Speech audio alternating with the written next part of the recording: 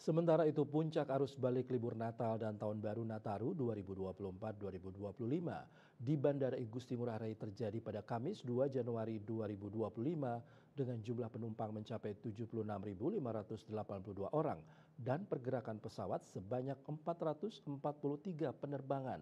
Angka ini menunjukkan peningkatan 7% dibandingkan rata-rata harian selama periode Posko Nataru yang berlangsung sejak 18 Desember 2024 hingga 2 Januari 2025. General Manager PT Angkasa Pura I Bandara Igusti Ngurah Rai Ahmad Syaugi Sahab menyampaikan bahwa selama 16 hari masa posko rata-rata pelayanan harian mencapai 71.000 penumpang. Puncak pergerakan terjadi pada 29 Desember 2024 dengan jumlah penumpang mencapai 79.162. Sementara itu puncak pergerakan pesawat terjadi pada 27 Desember 2024 dengan total 450 pergerakan. Selama periode posko tercatat total 1.146.235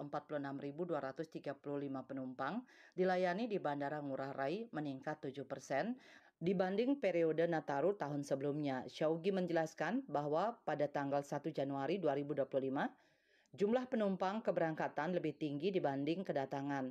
Tren arus balik semakin terlihat dengan jumlah penumpang keberangkatan mencapai 17.933 untuk domestik dan 21.131 untuk internasional.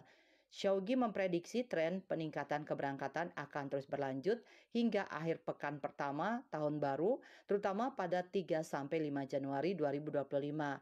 Untuk tanggal 2 Januari 2025, pihaknya memproyeksikan jumlah penumpang mencapai 71.178 terdiri dari 33.775 penumpang kedatangan dan 37.403 penumpang keberangkatan.